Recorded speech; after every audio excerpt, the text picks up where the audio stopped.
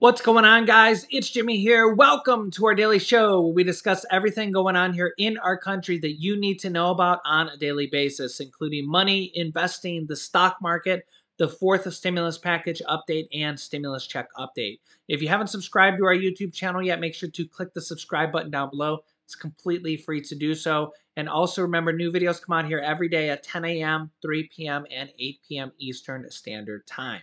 Senate Majority Leader Chuck Schumer says the Democrats want to craft a new gun reform bill with the Republicans, with the GOP, after the Texas shooting that has now left 21 people dead, including 19 children.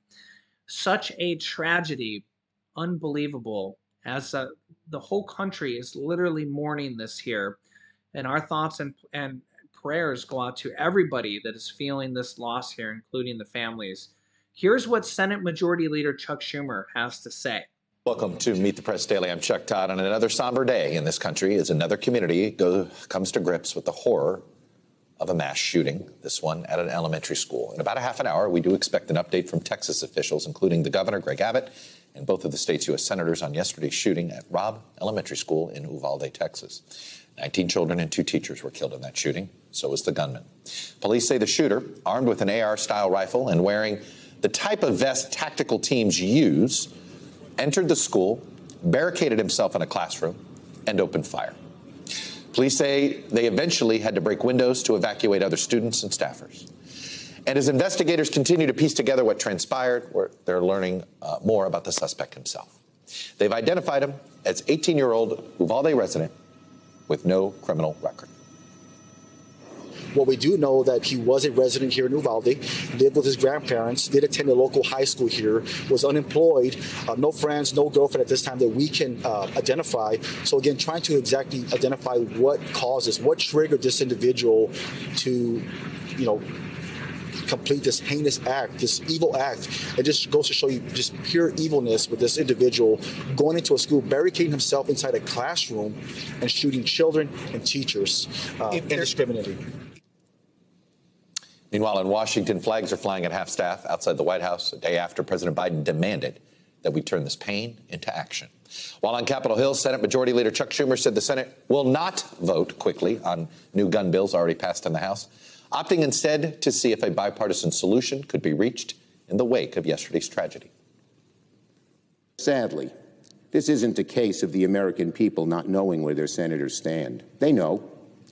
They know because my Republican colleagues are perfectly clear on this issue, crystal clear. Republicans don't pretend that they support sensible gun safety legislation. They don't pretend to be moved by the fact that 90% of Americans, regardless of party, support something as common sense as background checks, that the vast majority of gun owners support the background checks bill. The American people have had to endure 2 of the worst mass shootings in recent history in just the span of 10 days. One of them happened to be in my home state of New York, in the dear city of Buffalo. The other happened yesterday in Texas, the worst school shooting since Sandy Hook, and we can't get out of our minds, I can't, the picture of 10 and 11 and 9-year-olds being shot, killed, just ready to burst into the adolescent and adult phases of their lives. What the American people want is real solutions to our nation's gun violence epidemic. We've had too many moments of silence, too many thoughts and prayers. Americans are sick of it. Many in this chamber are sick of it. Here's the sad truth about what happened yesterday and why I plan to object to my colleagues' UC. Hardening schools would have done nothing to prevent this shooting. In fact, there were guards and police officers already at the school yesterday when the shooter showed up. One was a school police officer. 2 were from the Uvalde Police Department. The shooter got past all of them with 2 assault weapons that he purchased. They couldn't stop him. The bill would not have protected those children. More guns won't protect our children. That is the wrong answer. There are too many guns and too many options for the wrong people to get guns. So I plan to object to passing this measure today through consent. But I would tell my colleague from Wisconsin, tomorrow we can begin voting on a bill that will let us take action on guns. And we could consider amendments like this then, along with others. Tomorrow, the Senate is scheduled to take the first step in responding to the shooting that happened in my home state of New York 2 weeks ago, and so many other mass shootings over the years that have been motivated by race. The Domestic Terrorism Prevention Act, which I set in motion earlier this week, is a necessary and timely step to honor the memories of the dead in Buffalo and to make sure mass shootings motivated by race don't happen again. I urge all my Republican colleagues to vote to get on the bill. All we're asking is a vote yes on the motion to proceed. I urge my colleague from Wisconsin to vote yes on that bill. If Senator Johnson helps us get on the domestic terrorism bill, we could consider amendments related to guns, his and others that have a different point of view. And if Republicans can vote with us to get on that bill, we can have a debate on considering common sense, strong gun safety amendments, hopefully with bipartisan support. Senator from Wisconsin says his bill is bipartisan. It's 5 Republican sponsors. And the bottom line is, if you want to have bipartisan debates, you don't just say my bill must pass by unanimous consent and no other bill can pass. I am providing a path that we can have a debate on these amendments. Let me be clear. We are going to vote on gun legislation. And the Republicans could let us start doing that as soon as tomorrow if they simply voted yes on the motion to proceed, and I give them a pledge that we will then start debating gun amendments. Senator Johnson's and many others that have a different point of view. I repeat, though, we are going to vote on gun legislation. The American people are tired of moments of silence, tired of the kind words offering thoughts and prayers. We can use the domestic terrorism bill tomorrow to begin, I repeat, to begin considering gun safety amendments. And we can consider the proposal he brings to the floor today. So we won't just have this amendment, we'll have a lot of amendments to debate. And that seems perfectly fair and, in fact, bipartisan. Alone, the Johnson bill is not in any way, shape, or form a sufficient solution. And so I object. Yeah, so let me know your thoughts here. This is an issue that plagues America over and over and over again. We hear about the major ones, right? And those happen kind of frequently. But if you really look at how many of these happen, you can see here it's 21 weeks into the year in America, and we've already had 213 mass shootings. So, I mean, that's 10 per week. 10 mass shootings per week in the United States. So again, we really only hear about the massive ones nationally, but think about how many are really going on here. And again, really just as a realist, I know it's our right, it's our constitutional right, but it does seem like we need to have a little bit more background checks and a little bit more, some type of ways to help reel in this situation. Apparently, Lily wanted to come say hi. What do you think? But I personally think that we need to have policemen at every school every day that children are there. 2 policemen every day at a school seems like a no-brainer to me. You can let me know your thoughts here. I don't see how that's not done right now. I mean, you got to think that they're on duty here every single day. What do you think? You can let me know your thoughts here in the comments, but seems like it's about time that I don't know why that's not done. I know it's done in some places, but it's really sad when we see this happen over and over and over. And the other thing they really have now is the the locking doors here at schools. I mean, when I went to school here, I graduated, over 20 years ago now. They didn't have that. I mean, you could just walk right into school. Now they have the locking door facilities, and I don't know how they always get in, but it doesn't seem like there are some security protocols now, but clearly it's not enough for these schools. More needs to be done, and honestly, we're never going to be 100% safe in this country. I mean, with 330 million people, you can never it's never going to happen. I mean, if we can think that we're going to be 100% safe, it's just not going to happen. But when we think about school children, it's really, really sad, you know. You let me know your thoughts in the comments. I mean, what can we do on a national level to kind of prevent this? And you heard in the interviewer there from the police that the guy had no criminal background, and you know it's hard to and then the other question there is that with rifles and stuff like that, that's where like the NRA and stuff like that. There's been that battle here for forever, where one side's trying to outlaw that and the other side says no, that's our constitutional right. It's it's a tough situation because you have incidences like this, and then you have on the other side, you say, well, uh, you know, it wasn't the item that did it; it was the person that did it. But in an instance like this, where the officer said he had no criminal background, how do you weed somebody like that out? Uh, and honestly, the truth is that you're not going to be able to all the time.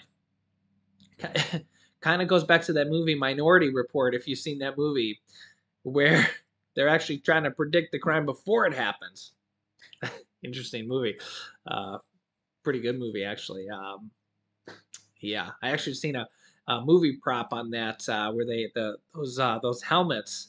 I seen one of those go up for sale in a movie prop auction. Pretty cool.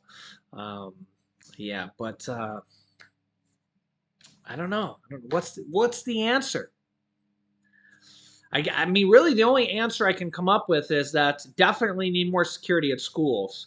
Doors need to be locked at all times when the children are coming and going. I mean, even that's, I mean, still, but all the times, now they have those, you need to be buzzed in. Doors are locked pretty much, every other time, and I think there should be police at the doors. I mean, two, three police all the time at the school. Also, we have more states here considering giving more money back here. The Indiana governor eyes more, quote, inflationary relief here, which could, I guess I can't highlight that without it scrolling up.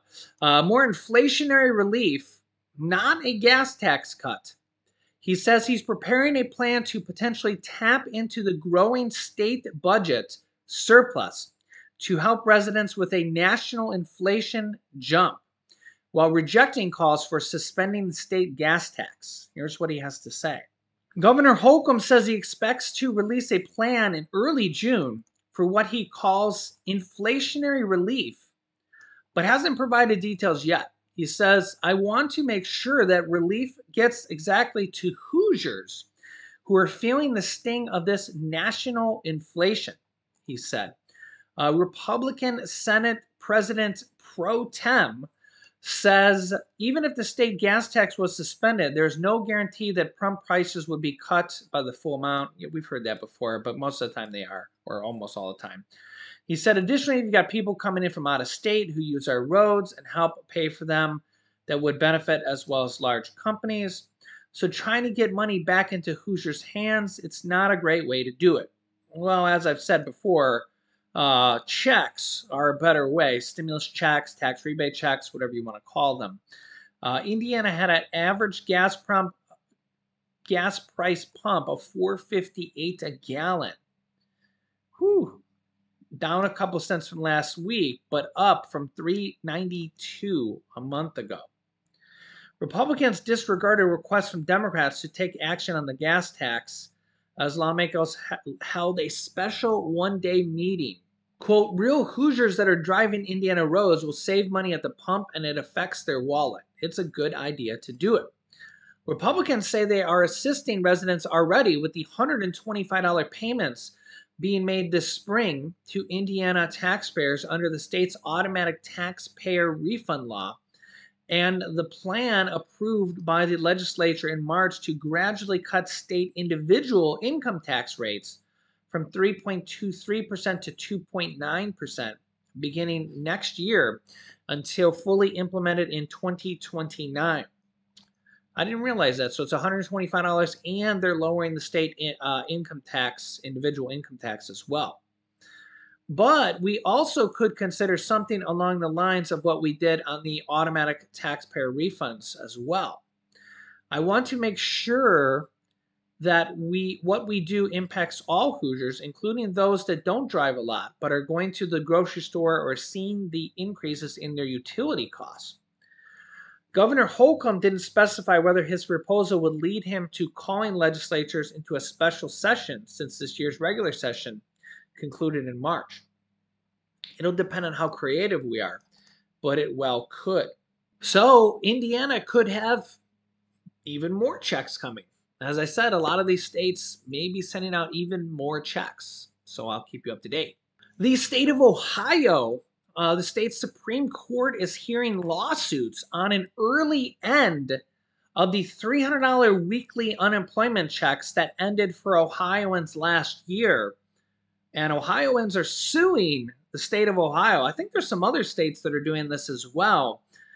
This lawsuit's going on right now as Ohioans are suing to get that money back from the state and or the governor. And, well, that's going on right now. Quote, did Governor Mike DeWine have the authority to cut off the $300 weekly checks to unemployed Ohioans from last year, June 26, 2 months before the federal program that funded them ended last Labor Day? The Ohio Supreme Court heard arguments on that case today from the state and a former attorney general representing hundreds of thousands of workers unemployed during the pandemic. Michael Hendershot from the Ohio Attorney General's office represented Mike DeWine. He told the justice's businesses that were having trouble hiring asked DeWine to stop the checks, which he said were paid for with virus relief money from the CARES Act the state wasn't required to accept. But the state was getting this money for free, and it was literally free money for the state's economy. So the federal government was giving this unemployment money to the states, to their residents, and one by one, all the Republican governors, I think there was one Democrat governor, we got to go back to last year here, all the Republican governors eventually said, we don't want to take this free money for our residents. We're going to refuse this free money and for their state economies as well. Because remember, you think about it, this money goes to the people, and then they use it to pay their rents and their utilities and food, and then it goes into their economy. I don't know. I don't think I would have did it, because it's going to people in need, people who have lost their jobs, and now you're saying we're not going to take this free money and we're not going to put it into our state, our economy. I don't know. You let me know your thoughts. Well, they said, quote, federal law gives the option to the states to not participate, or to participate and withdraw, Mike DeWine's lawyer says. Henderson said the state is required to accept funding under 5 federal programs, but the CARES Act isn't one of them. So this was underneath former President Donald Trump, actually. But former Attorney General Mark Dan, representing those who were receiving the checks, said this is about separation of powers of the governor and the lawmakers. Quote, under Ohio's Constitution, the people of Ohio granted the legislature the executive authority to make laws providing for the welfare of Ohio's workforce. Dan said that some 300,000 Ohioans who were or are jobless could get a total of $900 million federal dollars, which he says is still available. So that's almost $1 billion that if Ohioans win this lawsuit, they could get. Around half of all states, mostly run by Republicans, like I said, and one Democratic state ended those checks last year in June or July early, and they just decided to not take this money. Again, like I said, I'm not picking sides. I'm just reporting to you guys the truth or what happened. Unemployment had skyrocketed at the start of the pandemic as businesses were ordered to shut down back in 2020. And a record 272,000 Ohioans filed unemployment claims, well, because the country shut down. The state's unemployment rate was 16.8%, up 5.5% from the month before. But last May, Governor Mike DeWine and, well, a lot of other states as well announced the checks would end when the unemployment rate was at 5%, but a lot of people lost their jobs. A lot of businesses just went out of business and their jobs literally weren't there. So I guess we'll find out what the Ohio State Supreme Court rules. And there's probably some other lawsuits of this that are still going on here. So I'll keep you up to date here. Let me know your thoughts here in the comments. Make sure to subscribe down below here. It's completely free to do so. New videos come out here every day at 10 a.m., 3 p.m., and 8 p.m. Eastern Standard Time. You can click here to watch my newest video next, and you can click here to see my new video on Social Security raises. So click on one of those videos next. Thanks for watching, guys, and I'll see you in the next video.